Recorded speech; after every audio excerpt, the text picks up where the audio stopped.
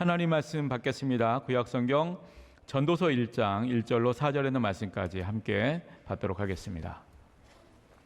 하나님의 말씀 구약성경 전도서 1장 1절로 4절에 있는 말씀까지 한 목소리로 함께 받도록 하겠습니다. 다윗의 아들 예루살렘의 왕 전도자의 말씀이라. 전도자가 이르되 헛되고 헛되며 헛되고 헛되니 모든 것이 헛되도다. 해 아래에서 수고하는 모든 수고가 사람에게 무엇이 유익한가? 한 세대는 가고 한 세대는 오되 땅은 영원히 있도다. 아멘. 이 시간 호산나 찬양대가 함께 찬양 드리신 후에 다영사님 나오셔서 영적 회복 시리즈 17번째로 삶이 허무한 당신에게라는 제목으로 생명의 말씀 주시겠습니다.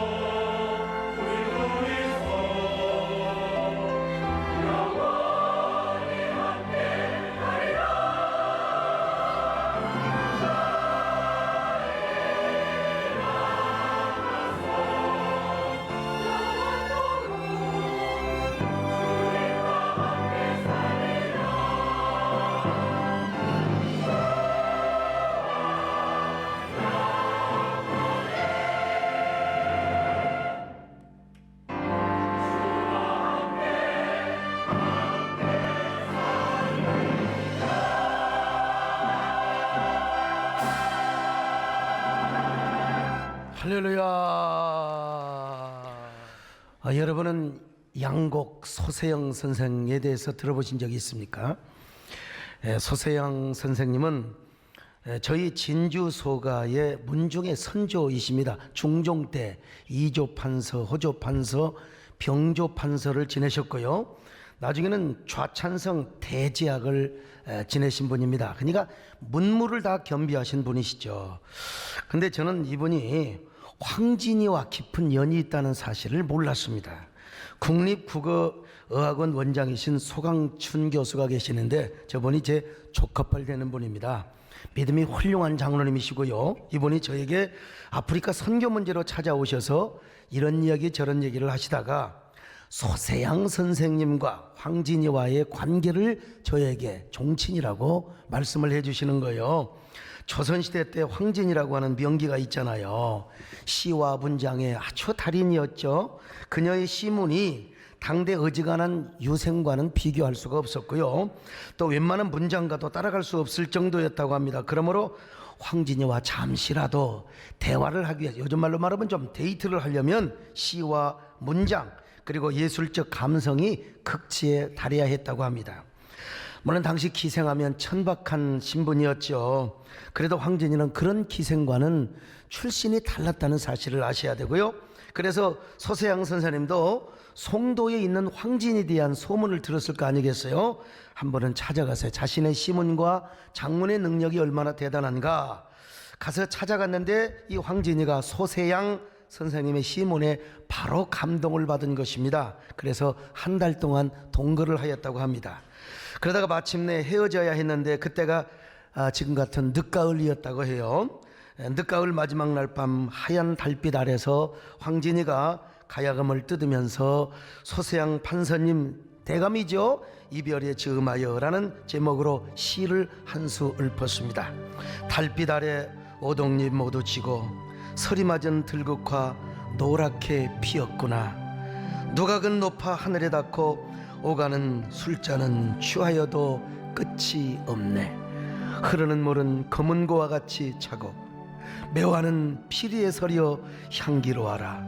내일 아침 님 보내고 나면은 사무치는 정 물결처럼 끝이 없으리. 황진이가 이 가야금을 다 그냥 뜯으면서 눈물을 흘리며 이제 소세양 선생님을 보냅니다. 그때 제가 소세양이었다면, 오늘 우리 산부 예배 때 우리 남진 장로님께서 그 갈대의 순정을 불렀던 박일남 선생님을 모시고 왔어요. 내가 소세양이었다면 이 노래를 한번 불러주지 않았을까? 사랑에 약한 것이 사나인 마음 울지를 마라.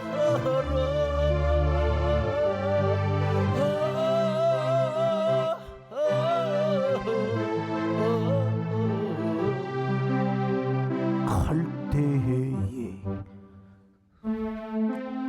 저음이 나와야지요. 순조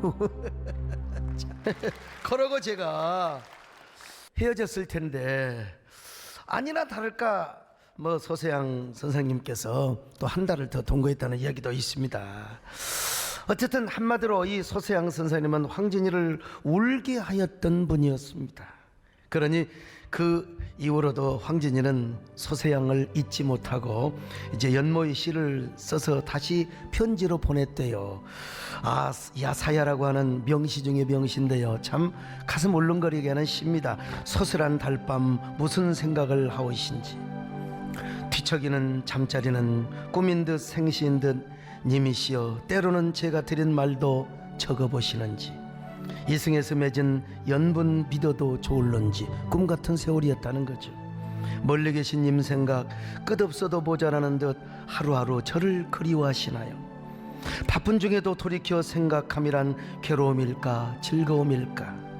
참새처럼 지적이어도 제게 향하신 정은 여전하신지요? 그대를 생각하다 보면 모든 게 궁금하네요. 황진이가 얼마나 소세양을 그리워하고 연모하고 동경했으면 이런 연시를 지어서 보냈을까? 솔직히 저는 목사가 무슨 뭐 황진이에 대해서 아름답게 생각하고 그럴 여가가 어디가 있겠습니까?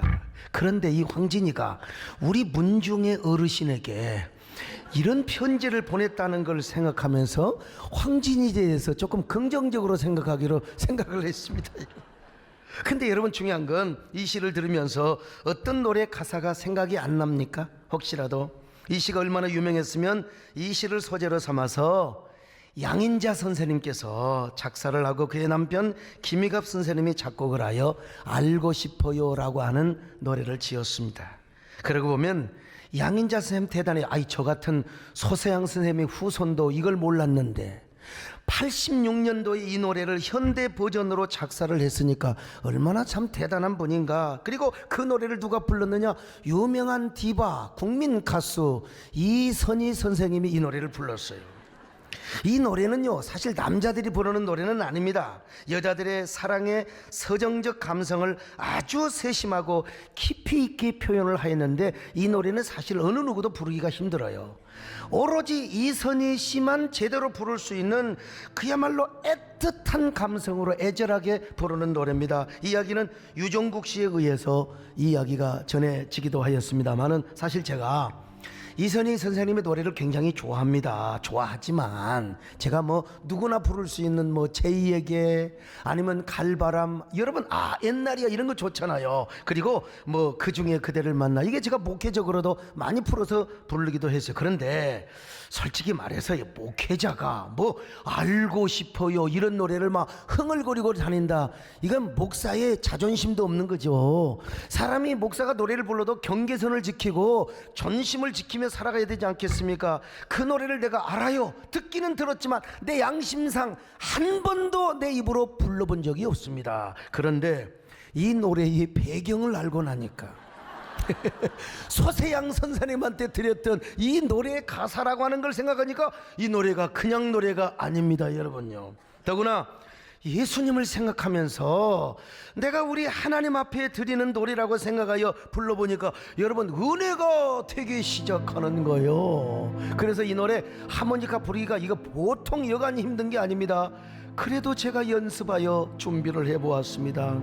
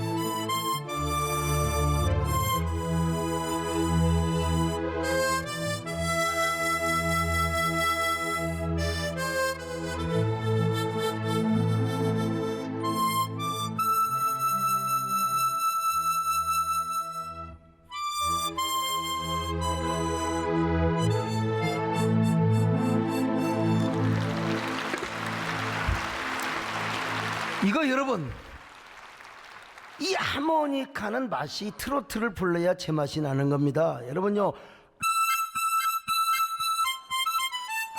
이게 불러야 이 발라드를 말이죠, 이게 불었다 뺐다 불었다 해야 되는데 이 노래는 계속해서 막 불어 땡겨. 그러니까 혀가 말라가지고 이 부르기가 보통 힘든 게 아니에요. 그래도 어제 하루 종일 연습했다는 사실을 아시죠?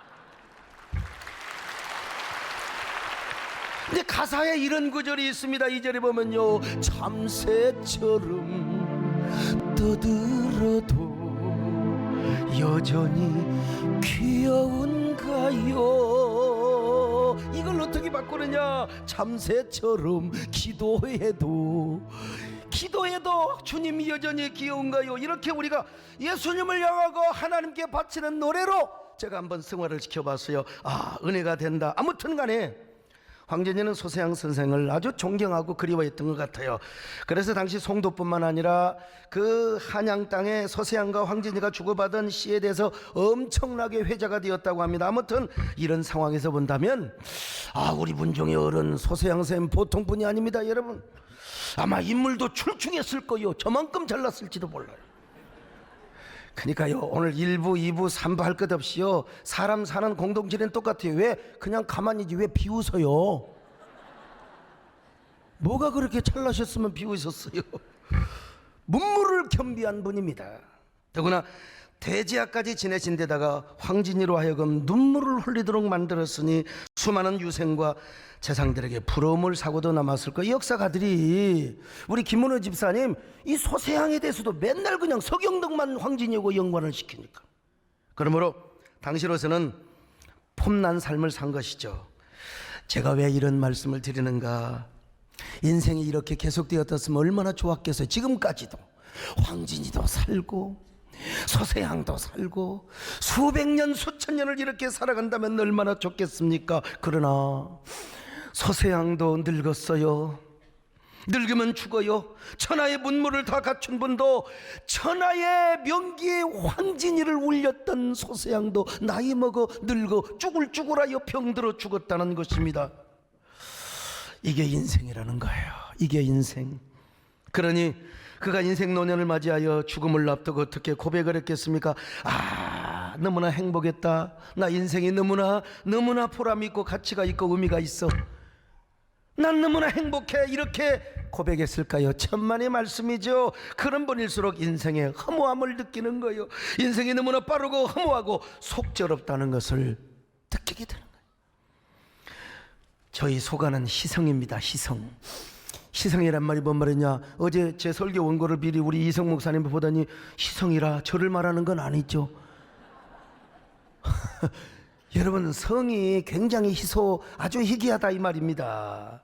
여러분, 그래도 우리 성이 희성이지만 우리 시조에 의해서 백제도 세워졌고 신라도 세워졌고 고구려도 세워졌다는 거 아셔야 됩니다. 소벌공의 이야기 아마 우리 김인호 집사님 아실 거예요. 그리고 소선 왕후에 의해서 여러분 그 주몽과 백제가 세워진 겁니다. 고구려. 그러니까 대단한 우리가 여러분 시족입니다. 근데 신라시대 초기에 여러분 너무 우리의 이 소가 어른들이 그냥 권력을 농단하다 보니까 역적으로 몰려서 다 성을 갈았어요. 그리고 겨우 백제로 몇 사람이 도망을 와가지고, 그래서 지금도 저희 아버님께서 어린 시절부터 야, 지금도 우리 소가의 성을 갖는 사람은 치조가 있는 사람이고 아주 그냥 백절불군의 이런 기상을 가지고 있는 사람이다. 아이, 제가 여러분 이런 이 희성이지만 이런 소가의 성을 가진 사람이라는, 그런데 아니 희성의 문중의 선조가 이처럼 시문에 탁월했다는 것을 알고 저는 정말 자랑스럽게 여겼습니다. 아, 우리 이성의 문중에도 이런 어른이 있었구나. 근데 여러분, 그런 어른이 있거나 말거나 그때 무슨 복음이 있었겠느냐 이 말이요. 예수 믿어 구원받는 진리가 있었겠느냐 이 말입니다. 결국 영적인 면에서 보면 예수님을 알지 못하고 복음을 듣지 못한 채 소세향도 그렇게 죽어갔다는 것이죠. 그러다 보니 그분 역시 마음속으로 이렇게 고백했을 거야. 인생은 허무하다. 내가 이룬 부귀 공명과 권세와 모든 물질도 다 지나가는 거야. 인생은 주막집이요 하숙생 것 같구나. 그러면서 허무한 인생을 한탄하면서 아마 돌아가셨을 거예요. 그렇습니다. 우리 인생은 하숙생입니다. 추막집입니다. 아무리 추모가 술을 잘 따라주고 아무리 그날 밤 좋은 아주 흥을 돋구는 추막집이 할지라도 여러분 그 나그네는 떠나야 되는 겁니다. 하숙생도 그 집이 아무리 높고 그 집이 아무리 좋고 넓은 고대광실의 집이랄지라도 반드시 떠나야 돼요. 그래서 자꾸 하셨던 최혜준 씨는요, 허스키한 목소리로 라디오에 옛날에 그 무지개 많이 나왔어요. 인생은 나그네 길 하숙생이라는 노래요. 내가 예배도 이 노래가 인이 박혀서 초등학교 때 여러분 콩쿨 대회에 나가서 다리를 떨면서 이 노래를 불렀다는 사실을, 이건 지울 수 없는 저의 역사의 팩트입니다. 여러분, 인생은 나그네 길 어디서 왔다가 어디로 가는가. 아, 진짜 구름이 흘러가듯 떠돌다 가는 길에 청일랑 두지 말자, 미련일랑 두지 말자. 인생은 나그네 길 구름이 흘러가듯 저 없이 흘러서 간다.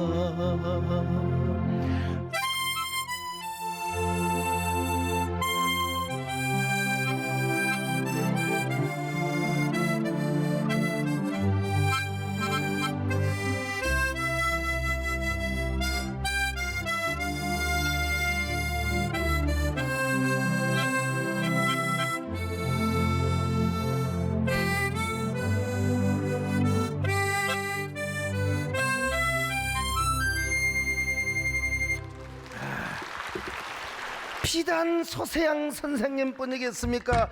황진이도 마찬가지였을 거예요. 아무리 그녀가 미와 시문을 다 갖추고 가야감까지 잘 듣는 병창이라 할지라도 그녀도 나이 먹으면 늙어요. 화모시비롱이라.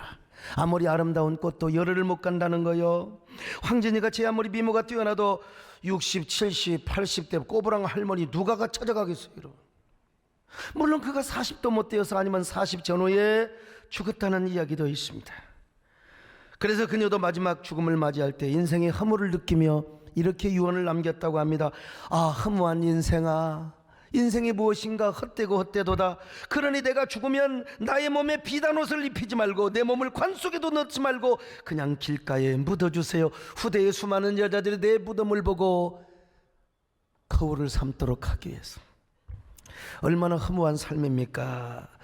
제가 황진이에 대해서 좀 모르는 게 있을까 봐서 어제 저녁에 좀 산을 가면서 옛날 황진이 영화 다운받아서 산에 올라가면서 처음에 되게 재미가 없더라고요. 어린 시절부터 너무 팩트에게 좋아하는 영화이기 때문에. 근데 그녀가 양반의 황진사 댁에 귀여운 나시로 자라다가 어느 날 결혼에 파혼을 당하고 자신이 바로 소실, 그것도 기생의 딸이라는 사실을 압니다. 자신의 족보 정체성을 알아요. 그러면서 눈물을 흘리며 이제 기생의 길을 걸어가는데 나 그걸 보면서 나도 눈물이 나서 야 꺼라 꺼 나 더 이상 못 보겠다. 왜? 오늘 저녁에 잠 못 잘까 봐. 저녁에 잠을 자라는데 황진이가 너무나 불쌍해가지고 잠이 안 오는 거예요. 장로님들 이게 나이가 먹어가지고 왜 이 사람이 이런데 모르겠어요. 그냥 영화는 영화인데 그 찬상이 남아가지고 불쌍해서.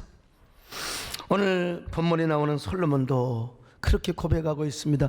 인생의 모든 것이 다 헛되다고. 전도서 1장 2절을 보실까요? 시작. 전도자가 이르되 헛되고 헛되며 헛되고 헛되니 모든 것이 헛되도다. 솔로몬 왕이 누굽니까? 절대 쾌락, 절대 영광, 권력을 가졌던 사람이요, 호화로운 왕궁에서 각국의 미녀를 1000명이나가 세상의 후첩으로 삼았던 사람이요, 연일연야 매일매일 연애를 즐겼습니다. 특별히 그는 땅의 무수한 즐거움 중에서도 최상의 즐거움을 누렸습니다. 풍악부대가 나와서 그냥 장단을 맞추고 그 장단에 명어리와 촌시민은 춤을 추고 폐하 즐거움을 누리시옵소서. 정말 어지러워 죽겠네. 아무튼요. 그리고 이 사월이는 술을 따르고 화월이와 명월이는 검은 고를 뜯고, 한마디로 주지용림 속에 살았습니다. 그렇게 살았던 솔로몬이가 만족이 있었을까요? 진정한 평안과 기쁨은 하나도 없었어요. 만족은 하나도 없었어요. 얼마나 공허하고 허탈했는지 그는 이렇게 고백합니다. 전도서 2장 1절입니다. 시작. 나는 내 마음에 이르기를 자 내가 시험 삼아 너를 즐겁게 하리니 너는 낙을 누리라 하였으나 보라 이것도 헛되도다. 시험 삼아서. 그래, 옛날에 그런 노래가 있잖아요. 노세 젊어서 노세 늙어지면 못 논다고 말이요. 그래서 한번 놀아봤어요. 근데 그 모든 것 지내놓고 보니까 곤고하고 피곤하고 헛된 것에 불과했어요. 헛되도다, 피곤하도다, 곤고하도다. 이것이 솔로몬의 인생 보고서요, 솔로몬의 바로 허사가였습니다. 그래서 옛날 이성복 목사님이나 이명진 목사님은 이런 노래 지어 불렀지 않습니까? 옛날 노래인데 말이죠. 금결 같은 이 세상을 산다면 늘 살까. 인생의 양나 좋대도 바람을 잡는 험한 세상 고난 분파 일장춘 몽이 아닌가. 슬프도다 인생들아 어디로 달려가느냐. 인생이 왜 이렇게 허무한가? 몇 가지 이유로 솔로몬은 보고하고 있습니다. 첫째로 세상이 너무나 빠르대요. 인생이 너무나 빨라. 얼마나 빠른지 아무리 이쁘고 아름다운 여자도 시집가서 김장 40번만 담그면 할망구 된대요. 김장 하셨나요? 김장 몇 번 여러분 담그면 됩니까? 참. 그렇기 때문에 예단이라는 시인은 시편 89편에서 이렇게 고백하고 있어요. 자, 시편 89편 47절 시작. 나의 때가 얼마나 짧은지 기억하소서. 주께서 모든 사람을 어찌 그리 허무하게 창조하셨는지요. 우리 인생이 너무나 짧다는 겁니다. 그래서 허무하다는 거예요. 헛되다는 것입니다. 욥기 7장 6절 보실까요? 시작. 나의 날은 베틀의 북보다 빠르니 희망 없이 보내는구나. 베틀의 북을 낳습니까? 옛날 우리 어머니 할머니가 여러분 베틀에 북 있잖아요. 배를 짰잖아요. 딱 북이 있어요. 여기 더 쫙 적어 쫙. 아, 이거 영상으로 보여줘야 되는데 아무튼요. 그만큼 우리 인생이 막 지나가는 거요. 히스기야는 인생의 빠름을 이렇게 논했습니다. 이사야 38편 12절입니다. 시작. 나의 거처는 목자의 장막을 거둠같이 나를 떠나 옮겨졌고 직공이 배를 걷어 마름같이 내가 내 생명을 말았도다. 주께서 나를 틀에서 끊으시리니 조석간에 나를 끝내시리라. 여러분, 이거 뭐 그냥요, 우리 인생이 마치 직공이 배를 둘둘둘 걷어 말라버린다는 거예요. 말아버려. 그런 것처럼 우리 인생 하나님께서 그냥 말아버리면 끝난다는 것입니다. 걷어버리면 끝나는 거예요. 금요일날 제가 국민일보 목회자 포럼 이 취임식 때문에 강릉을 다녀왔는데 대관령에는 눈이 하얗게 쌓였습니다. 세월이 이렇게 빨라. 엊그저께 봄인 듯 하였는데 여름인 듯 하였는데, 근데 유성근 장로님과 함께 사진을 찍었습니다. 우리 장로님은 코트에 목도리까지 그러면서 막 덜덜덜덜 떠는 거요. 저는 아직도 청년이요. 세상. 유성근 장로님이 누굽니까? 왕년의 국가대표 유도 선수의 대통령 수행부장을 하셨던 분입니다, 여러분. 근데 벌써 60 중반이 가까워 추위에 벌벌 떨려 하고 있잖아요. 세월이 빠르는 거죠. 저도 세월이 흐르면 반드시 저렇게 되어 있습니다. 그런가 하면 두 번째, 세상을 위한 인생의 모든 수고가 허무하다는 겁니다. 허무하다는 거예요. 전도서 1장 3절 같이 봅니다. 시작. 해 아래에서 수고하는 모든 수고가 사람에게 무엇이 유익한가? 전도서 2장 11절입니다. 시작. 그 후에 내가 생각해본즉 내 손으로 한 모든 일과 내가 수고한 모든 것이 다 헛되어 바람을 잡는 것이며 해 아래에서 무익한 것이로다. 그렇게 인생 수고했던 거 뜬구름을 잡는 것이었다는 거요. 수고에 불과했다는 거. 헛수고. 먼지만 일으켜 살았습니다. 다시 생각해 보니까 권력도 허무하고 다 세상의 정력도 지나가고 헛된 것이라는 겁니다. 특별히 하나님과 상관이 없었던 것들. 오늘 여러분, 하나님과 상관이 없이 노력한 모든 수고는 인생 말년에 헛된 것이라는 사실을 고백하고 있습니다. 아무리 높은 성을 쌓고 스카이 성과 같은 캐슬을 아무리 위대하게 쌓았다 할지라도, 여러분의 집이 수백 평이요 그야말로 고대광실 문전옥탑을 이루었다 할지라도, 그러나 그것도 다 하나님 없이 얻은 것은 상관이 없다는 거요. 다 그것은 헛되다는 것입니다. 이쯤 되면 제가 이런 얘기를 또 안 할 수가 없습니다. 저는 어린 시절을 촌구석에서 살았기 때문에 뭐 놀이가 없어 오락실이 있었겠습니까? 뭐가 있어요? 차도 뭐 어쩌다가 3륜차나 동네 왔지, 오토바이 나오면 그냥 애들이 다 몰려들었죠. 그런 시골 동네에서 자치기 하고 땅 따먹기 하고 표딱지 그거 따먹는 놀이를 했습니다. 표딱지 이거는 누구가 주범이냐? 엿장수 아저씨가 주범이요. 엿장수는 엿이나 팔고 다닐 일이지 왜 표딱지, 여러분 동그라미 가지고 이거 뜯은 거 있잖아요. 그걸 왜 팔고 다니냐면 동네방네 타다니면서 고물 다 주워다가 요단뭉치 얻어먹고, 그리고 이제 표딱지를 이제 구합니다.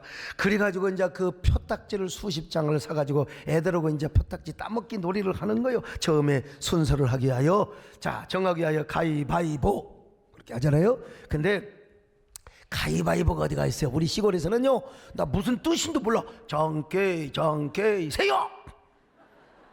장깨 세요. 그래서 이제 순서를 정하면은 여러분, 그냥 손을 호호 풀어가지고, 그냥 풀어도 되는데 호호 풀어가지고 표딱지를 싸우면은 정상적으로 이렇게 해야 됩니다, 여러분. 근데 꼭 심술 나쁜 놈의 새끼들은 꼭 어떻게 하냐면요, 탁 해가지고 이렇게 합니다, 여러분.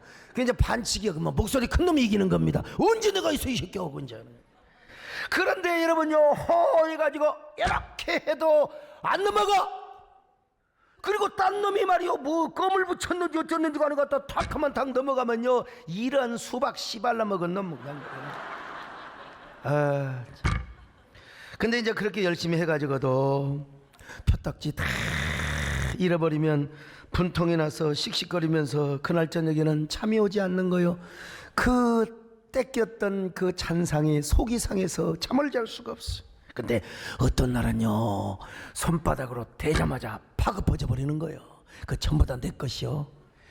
와, 얼마나 기분이 좋은지 가스명스 박스로 한 박스를 딸 정도로 그걸 따놓으면요 얼마나 기분이 좋은지, 뭐 심지어는 대마초를 피운 것처럼, 뭐 대마초 피워보지도 않았지만 시로뽕을 맞은 것처럼 가슴이 막 둥둥 부풀려가지고 막 행복에 그냥 신바람이 나가지고요, 그날 밤은 기분이 좋아서 잠을 이룰 수가 없습니다. 그러나 그 기쁨도 단 한순간이요, 해가 뉘엿뉘엿 서산머리에 떨어지고 석양노을이 붉게 짙어 이제 땅거미가 짙어오를 때 저 고개턱에 우리 어머니 아니면 우리 아버지가 막 소리를 칩니다. 강사가! 그러면 이제 그냥 옷을 툴툴 털고 손을 툴툴 털고 집에 갑니다. 집에 가면 그때 우리 아버님이 좀 칭찬 좀 해줘. 얼마나 좋아. 아이고 아들아, 표딱지 따니라가 수고가 많았다, 고생이 많았다. 그래 너 앞으로 이렇게 해서 돈도 많이 벌고 사업부터 크게 해라. 이랬으면 얼마나 좋았겠어요. 그냥 왜 우리 아버지는 그렇게 나에게 상처를 주셨는지, 들어가자마자 그 표딱지를 뺏어갖고 갔다가 소주 끓이는 아궁이 거기에 아카시아 나무가 막 지지지지지지 타고 있는데 거기에다가 갖다가 그냥 던져버려요. 와, 그거 얼마나 상처가 되는지. 아니 그냥 그걸 뺏었다가 다음날 주면 얼마나 좋아요. 그걸 왜 아궁이에다 갖다가 던져버려요 그냥. 그리고 이놈의 맞아 죽일 놈의 자식, 공부는 안 하고 그런 막 그냥 부직갱이로 그냥 때려 패면요, 야 그때 우리 아버지가 저에게 상처 준 건 진짜 너무, 이건 너무했어요. 너무했어요. 그때 마음에요, 딴 아버지는 잘도 죽더만 우리 아버지는 말이요 맨날 그냥 건강에 나만 두드려 팬다고 말이죠. 근데 그런 아버지도 돌아가셨고, 참 그리움, 눈 내리는 날의 아버지로 지금도 존재하고 계시는데요, 내가 그 아버지 나에게 상처 준 거 다 용서할 것도 뭐 있어. 내가 잘못한 건데. 근데 여러분, 그것을 아무리 많이 딴들 무슨 소용이 있겠습니까? 아무리 손이 붓고 터지도록, 손이 그냥 빨갛게 붓도록 여러분 뒤집어 엎어갖고 그 많은 표딱지를 다 딴들 무슨 소용이 있느냐 이 말이요. 그 표딱지가 아궁이 속으로 던져져 버리게 되면은, 그리고 저녁 내내 회초리만 맞는다면 아쉬워서 저녁 내내 풀에서 울다가, 그래서 성경에 보면요 슬피 울며 이를 간다고 있잖아요. 지옥이 떨어져 가지고요.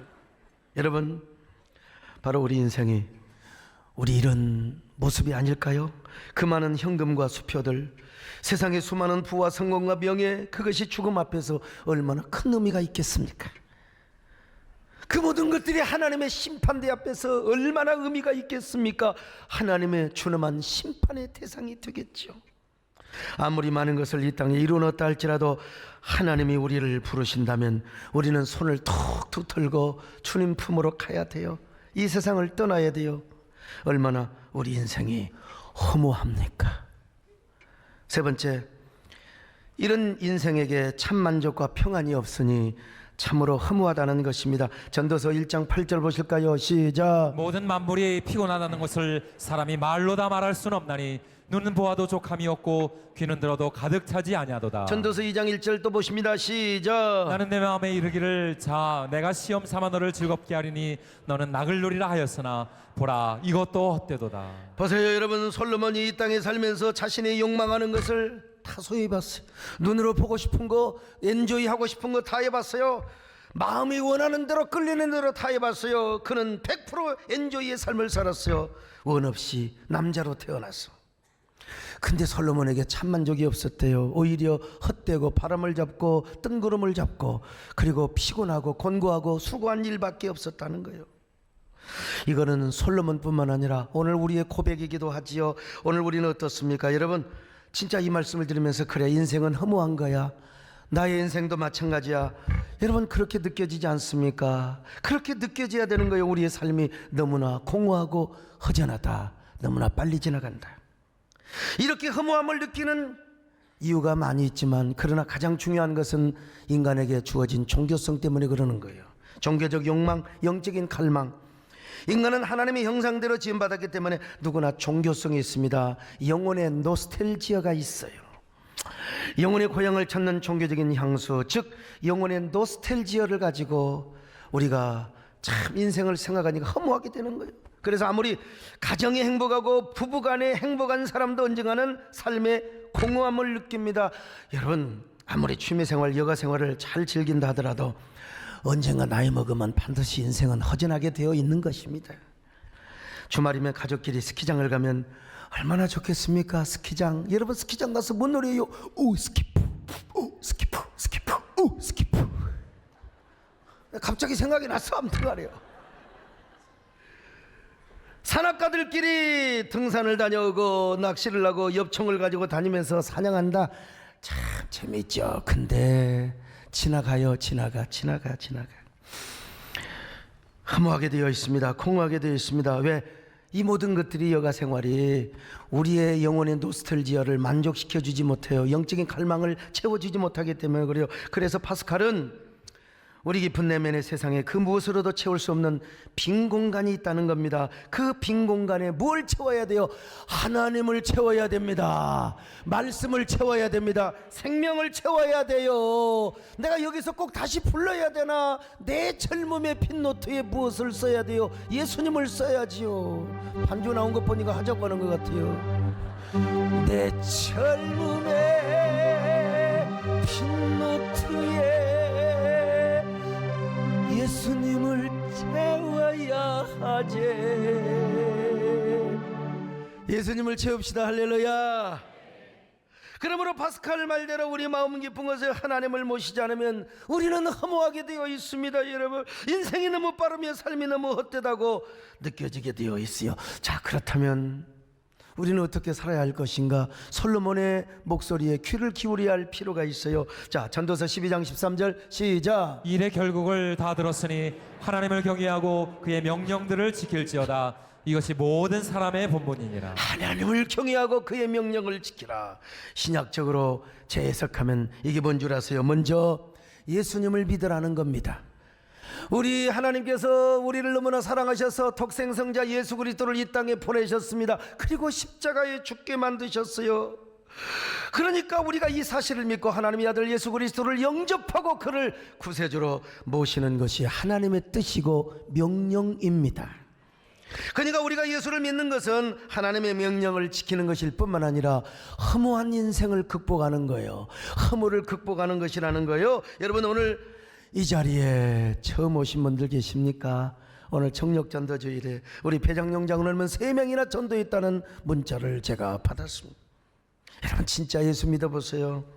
예수 그리스도를 구주로 영접해보세요. 주님과 함께 살아보세요. 여러분에게 참 만족이 있을 것입니다. 참 행복이 있을 것입니다. 허무야 잘 있거라. 영원한 영생을 베풀어 줄 것입니다. 그러니까 예수 믿고 살자고요. 예수 믿으세요. 예수 믿으세요.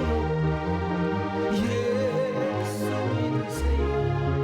어서 예수 믿으세요. 당신은 지금 어디로 가나요? 이 세상 어디 신고인가요? 머물 곳 있나요?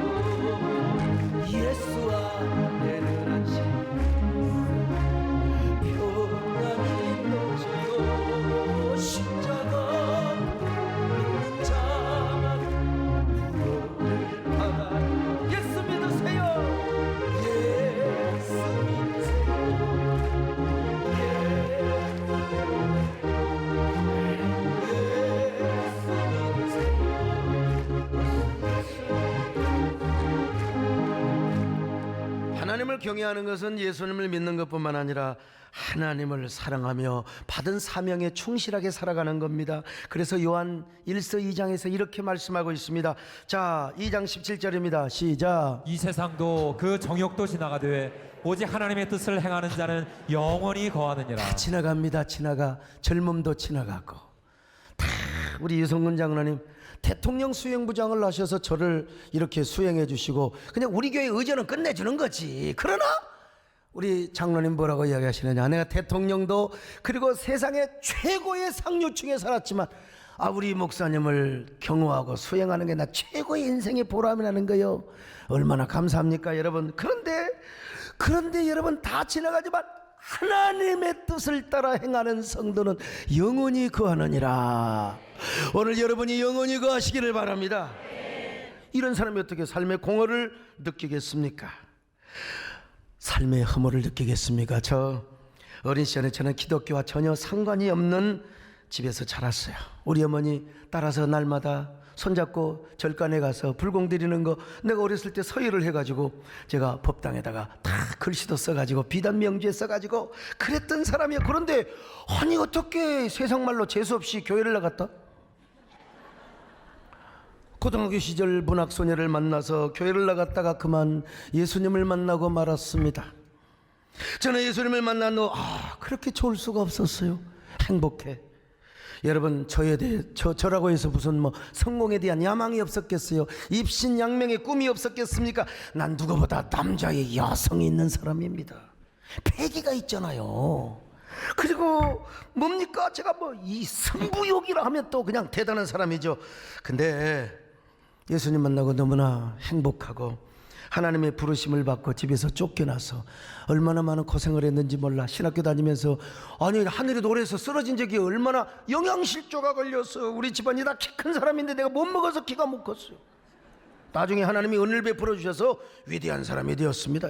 옆으로 하나님께서 이렇게 위대하게 만들어 배도 위대하고 말이죠. 목회하면서 배감교 개척하면서 한 번도 목사 된 일을 후회해 본 적이 없어요. 후회해 본 적이 없어요. 우리 남진 장로님 가수 된 거 후회 없죠? 예, 그런 것처럼 가수의 소명을 받으니까 그러는 거죠. 아이고 어떤 사람은 내가 허구한 날 내가 많고도 많은 직업 가운데 내가 목사를 해먹어. 이런 사람 빨리 때려치우는 게 낫지. 아무리 고난이 닥쳐오고 그래도 행복하고 역경 속에서도 저는 그냥 감사했어요. 일간지 기자들이 인터뷰할 때 가끔 저에게 이런 걸 물어봐요. 목사님 목회를 안 하셨다면 무슨 일을 하셨을까요? 나 그런 일을 생각해 본 적이 없어요. 사업을 했을까? 뭘 했을까? 한번 생각을 해봅니다. 사실은 예수님을 믿지 않고 하나님과 상관없는 영역에서 아무리 내가 사업에 성공을 했던들 지금 수천억 부자가 되었던들 그 하나님과 무슨 의미가 있겠습니까? 아무리 정치를 하고 수많은 부와 명예와 성공을 한 손에 움켜쥐어 봤다 한들 그것이 나에게 진정한 행복이 될 것인가? 그러나 제가 예수 믿기 너무나 잘했습니다. 정말 하나님 일하기에 너무나 잘했고요. 저는 삶의 허무 같은 거 있을 수가 없어요. 피곤하기는 하고 분주하기는 해도 순간순간이 행복하고 나의 가장 좋은 것은 아직 오지 않았다. 희망이 나에게 계속 있어요. 그러니까 여러분도 예수 믿기에 너무 잘하신 것 같아요. 할렐루야. 우리 남진 장로님도 예수 믿기 너무 잘하셨고요. 배장용 장로님 예수 믿기 너무 잘하셨고요. 저분이 옛날 젊을 때 카바레 가면 아주 인기가 좋았대요. 아무튼 예수 믿기 너무 잘하셨죠.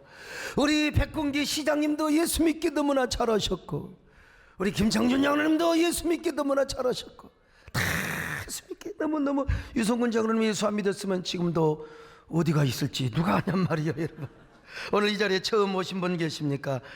여러분 예수 믿고 사십시다. 함께 신앙생활 하십시다. 다 지나가지만 하나님의 뜻대로 사는 이가 영원히 거한다고 말씀하지 않습니까? 여러분의 삶이 천국으로 바뀝니다.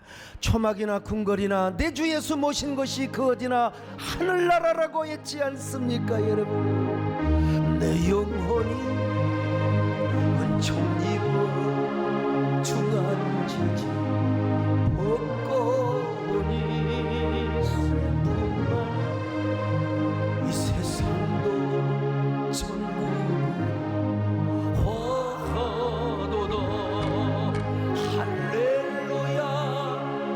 찬양하세 내 모든 죄 사함받고 주 예수와 동행한 그 하늘나라 높은 산이 거친 들이 조막이네 궁궐이나 내 주 예수 오신 곳이 그 하늘나라 할렐루야 찬양하세 내 모든 죄 사함받고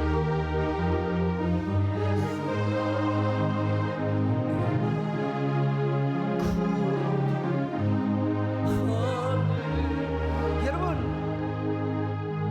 지난주일 저녁에 우리 장충식 장로님이 간증을 하셨는데 그분 하마터면 절에 가셔서 대학 총장 마치고 승려가 될 뻔하셨어요. 근데 조용기 목사님을 만나 기도받고 고난을 당하여 그가 예수를 믿고 우리 교회 장로님이 되셔서 내가 부탁도 안 했는데 한국대학교를 주차장으로 쓰게 해주신 우리 하나님의 은혜입니다. 그분도 예수 믿기 너무나 잘하셨습니다. 여러분, 오늘 이미 예수 믿는 성도들이여, 우리 하나님을 더 사랑하십시다. 그리고 받은 사명을 따라 사십시다. 여러분의 삶이 풍요하게 될 것입니다. 부유하게 될 것입니다. 만족하고 행복한 삶을 살게 될 것입니다. 오늘 성찬식이 있는데 이 성찬식을 통하여서도 하나님, 나의 남은 인생을 멋지게 하나님께 드리는 삶을 살겠습니다. 그런 저와 여러분 되시기를 주님의 이름으로 축원합니다. 아멘. 하나님 아버지, 우리는 허무와 상관이 없는 사람입니다. 허무를 극복하는 삶을 살게 하여 주옵소서. 주님을 섬기며 주님을 믿고 하나님과 동행하는 저희를 되게 하여 주시옵소서. 영원히 살게 하여 주심을 감사드리오며 예수님의 이름으로 기도 올리옵나이다. 아멘.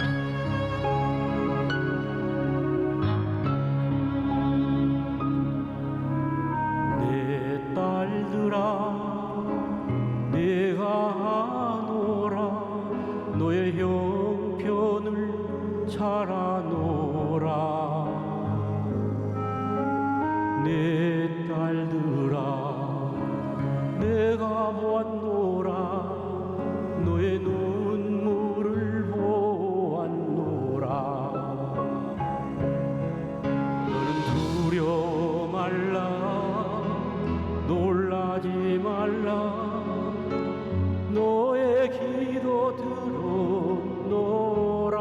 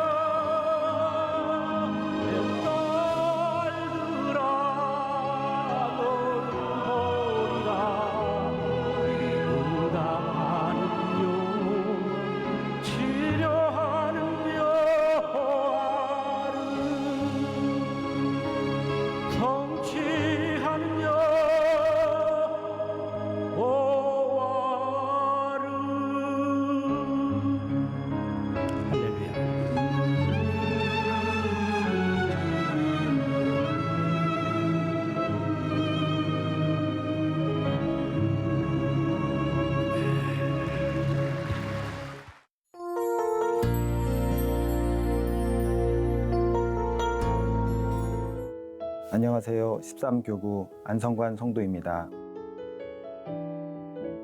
아직 너무나도 부족하지만 저처럼 삶의 갈피를 잡지 못하고 방황하는 영혼들을 구원하는데 보탬이 되고자 이 자리에 섰습니다. 저는 이제 막 신앙생활을 시작한 초신자입니다. 학창시절 친구들과 몇 번 교회를 가본 것이 전부였고 고등학교가 미션스쿨이어서 성경을 조금 접했습니다. 하지만 그때 성경 암송을 강요하는 목사님의 모습에 기독교를 부정적으로 생각했고 성경 말씀은 그냥 한 편의 영화 같은 이야기를 누군가가 지어낸 것이라 생각했습니다. 모태신앙으로 이미 세해된 교회를 섬기고 있었던 아내는 제게 항상 함께 교회를 가자고 전도했습니다. 아내는 제게 하나님을 믿지 않으면 지옥에 간다. 우리는 모두 죄인이라고 복음을 전했지만 제 기준으로는 그 말들을 이해할 수 없었습니다. 그러던 어느 날 사업장을 운영하며 혼자서 버티기 힘든 일들이 몰려왔습니다. 풀리지 않는 문제를 놓고 몇 날 며칠 술과 담배를 의지하며 겨우 버텨가는데 삶의 의미까지도 잃어가고 있었습니다. 이렇게 지쳐가던 어느 날 저녁 아내가 늘 가자고 하던 교회가 생각났습니다. 그렇게 저는 혼자서 감당하기에 버거운 삶의 문제를 안고 세해된 교회를 찾았습니다. 교회에 들어서는 순간 가슴 속에서 무언가 울컥하고 올라오기 시작했습니다. 무엇이 슬픈 건지 무엇 때문에 우는 건지 모르는 눈물이 하염없이 흘러내렸습니다. 그리고 오랫동안 가슴에 응어리졌던 것들이 눈 녹듯이 녹아내리기 시작했습니다. 제 인생에 처음으로 겪어본 잊지 못할 경험이었습니다. 이것이 성령 하나님과 저와 첫 만남이었습니다. 그 후로도 몇 번의 이유 없는 눈물을 흘러내렸고 이후 차츰 제가 변화되기 시작했습니다.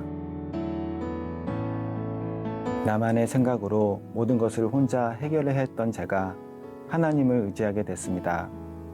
내 관점이 아닌 하나님의 관점으로 세상을 바라보자 시선이 넓어지고 삶을 다른 의미로 바라보게 됐습니다. 하나님 앞에서 인간은 나약하고 작은 존재라 생각하니 이제껏 제가 부정했던 모든 말씀이 이해되기 시작했습니다. 하찮은 나의 논리와 잣대로 하나님을 판단했던 제 자신을 회개했습니다. 그러다 보니 삶의 의미를 찾을 수 없었던 제가 하나님이 창조하시는 하늘과 바람, 구름과 산 등 눈에 보이는 모든 것들이 아름답게 느껴졌습니다. 그리고 그런 것들을 즐길 수 있는 것 자체만으로도 감사하다는 생각이 들었습니다. 그렇게 하나님을 인격적으로 경험한 후 진정한 삶의 의미와 행복을 찾게 됐습니다. 하나님께서는 이제 막 걸음마를 시작한 어린아이 같은 제게 연초에 약속의 말씀으로 전도의 말씀을 주셨습니다. 아직 세상의 때가 많이 묻어 세상의 탐욕과 죄의 수렁에 무너질 때도 있는 저였지만 어느 순간부터 힘들어하는 사람들에게 제 경험을 이야기하며 전도를 하고 있는 제 모습을 발견했습니다. 비록 성경 말씀 하나 제대로 알지 못하지만 저처럼 삶의 헛껍데기를 쫓는 이들에게 하나님이 가장 좋은 것이란 확신에 습관처럼 전도하게 된 것입니다. 그들에게 세상 무엇보다도 든든한 지원자를 만나 진정한 평안을 찾게 하고 싶습니다. 그리고 또 한 가지, 사회나 정치에 전혀 관심이 없던 제가 반기독교적으로 병들어가는 사회를 보면 바로잡고 싶은 욕심도 생겼습니다. 사실 성대 수술을 앞에 두고 피 터지도록 간절하게 설교하시는 소강성 목사님과 부목사님, 전도사님, 순장님의 조건 없는 행동과 헌신하는 모습을 보며 물질에만 집착했던 저는 이해하기 어려웠습니다. 하지만 목사님의 말씀과 여러분들의 섬김을 통해 이제는 저도 같은 곳을 바라보며 달려가게 됐습니다. 그리고 방황하는 영혼들에게 진정한 행복, 참된 평안을 주시는 주님을 전하고 싶습니다. 이 자리를 빌려 수년간 소리 없이 저와 가족을 위해 기도하는 아내에게 감사의 마음을 전하며 이제는 제가 아내와 가족을 위해 간절히 기도합니다. 그리고 자식들 걱정에 하루도 마음 편히 지내지 못하시는 어머님과 우리 가족들에게도 하나님을 만나길 간절히 기도합니다. 이렇게 제게 값없는 구원의 기쁨, 참된 소망을 알게 하신 주님께 이 모든 영광을 올려드립니다. 감사합니다.